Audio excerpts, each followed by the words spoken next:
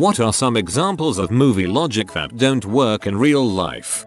People who work in retail or as a waiter/waitress just saying "cover me" to their co-worker and leaving in the middle of a shift to go take care of a personal matter, catch a murderer, etc. You can't just tell a waitress to cover twice as many tables like that. It won't work. And you won't work either, cause you'll get fired.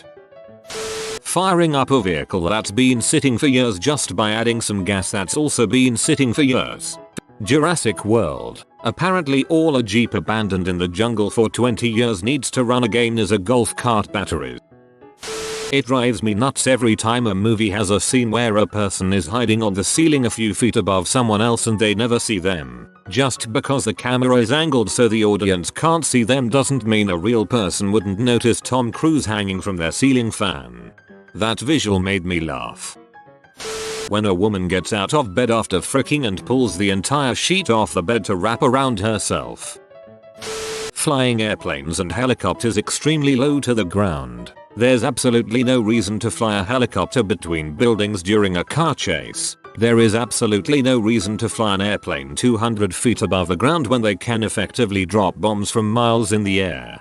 Or having to be anywhere near the target to fire missiles. Like seriously, those missiles have a range in miles. Godzilla would never even see the dang plane. When the good guy follows the bad guy in a car and the bad guy never notices even though they are the only two cars in the road. Following the bad guy in a fancy car, parking 50 feet away across the street and watching him like you're not being noticed.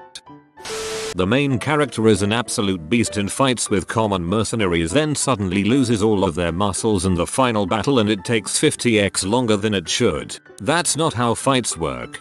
Also, a group of 10 common mercenaries attacking one at a time for maximum convenience.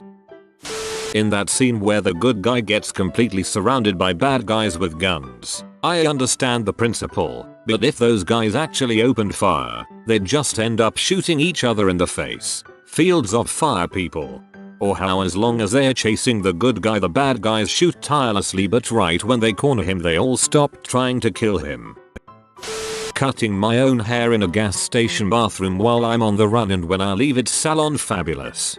That crap would itch so bad. Tear down the shirt. Where slivers suck butt. Just no. Or they color it in the bathroom without making a mess or staining their skin. Lol.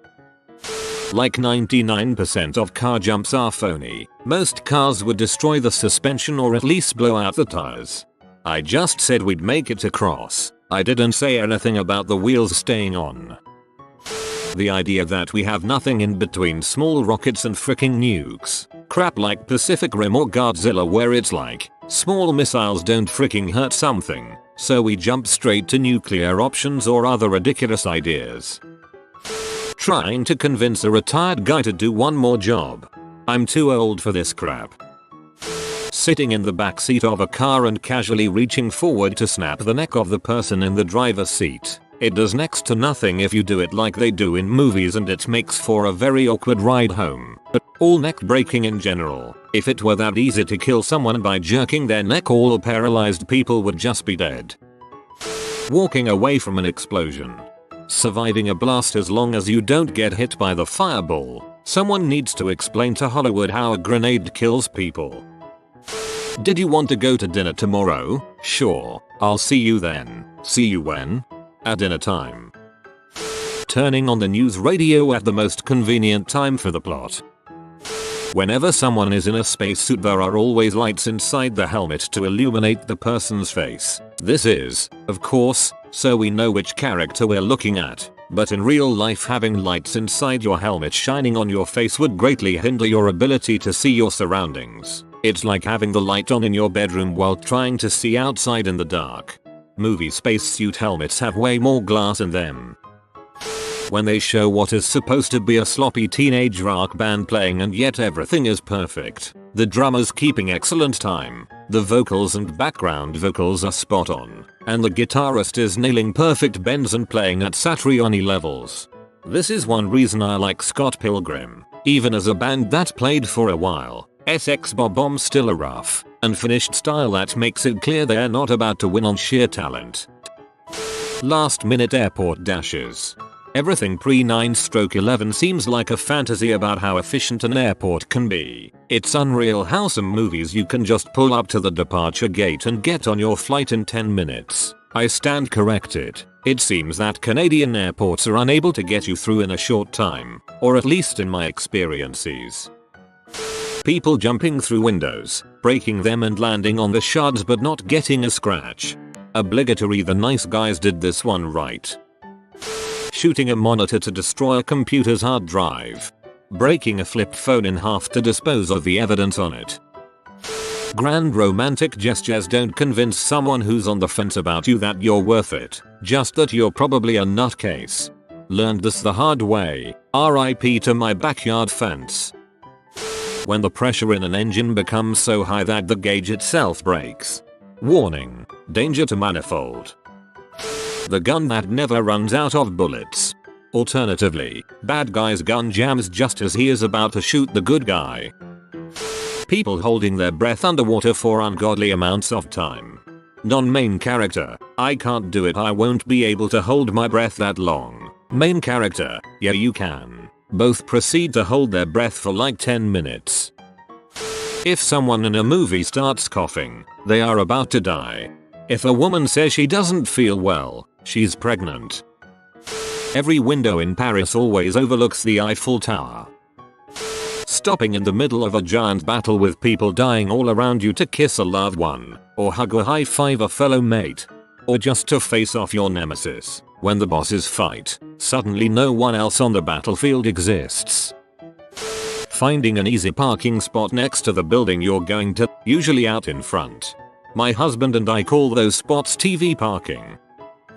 Practically anything to do with guns, how they fire, what they can fire through, their general accuracy or lack of it, bullet counts, firing through water, reloading, blowing up stuff with guns. I could go on. I'm saying this knowing that reloading the weapons they use should be assumed to happen off screen. Could you imagine movies with heavy gunfire being 30 minutes longer to watch than reload every time? This doesn't bother me, but most other attributes do.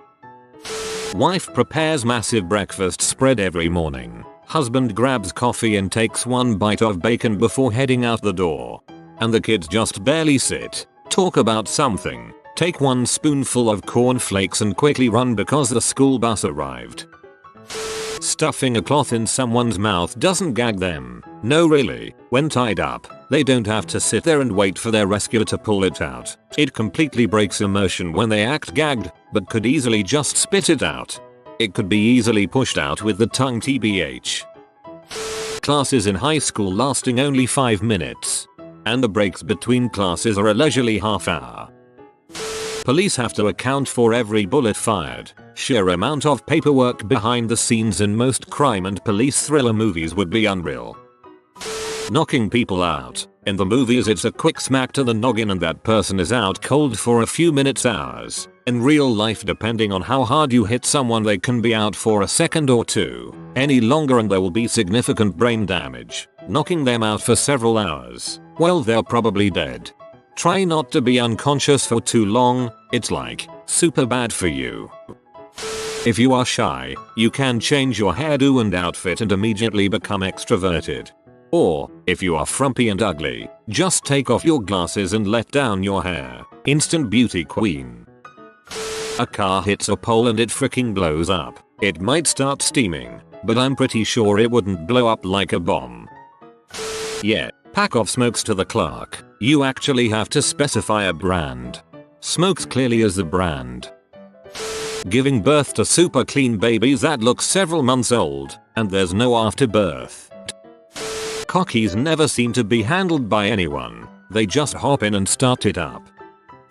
A person gets shot and a tiny trickle of blood comes out and they die immediately. All the massive blow-ups of cars and things that wouldn't really blow up that dramatically. Also, when a character who never drinks or parties goes out and slams back a ton of shots and beers but doesn't get sloppy drunk, a non-drinker throwing back that much alcohol would realistically be stumbling, slurring, knocking crap over and puking, not dancing vivaciously and with coordination. Not to mention that most of the explosions are all flash and no bang. C4 detonations look nothing like movie explosions. Character 1, you did a bad thing. Character 2, wait, I can explain what happened. Character 1 runs away like a child before an explanation can occur. Most of the times it's more so. 1. You did X. 2. Wait, I can explain X. 1. No, you can't, this is the last straw. 2. Instead of starting to explain, just repeat wait, I can explain X, or please don't leave me, making them appear even more guilty. If the girl says no, don't listen. Keep pestering her and hurting yourself until you hurt yourself enough that she finally gives in. That's how you earn movie love. That, or share just a single scene with the girl, and then after the adventure is over you can kiss out of nowhere and the movie will pretend you had a whole romantic subplot when there wasn't any. Hooking up after a massive shared trauma is the key to long-lasting love. Doesn't matter if you hated each other before, have nothing in common, or that she was still getting over her last relationship.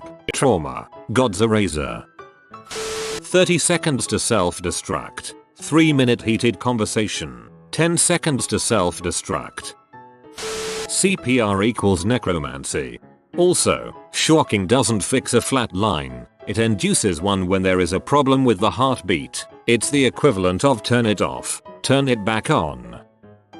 Not saying goodbye on the phone. This is the goodest flyboy. He will bring you 10 years of happiness in exchange for a like on this video. Like and subscribe, you magnificent person.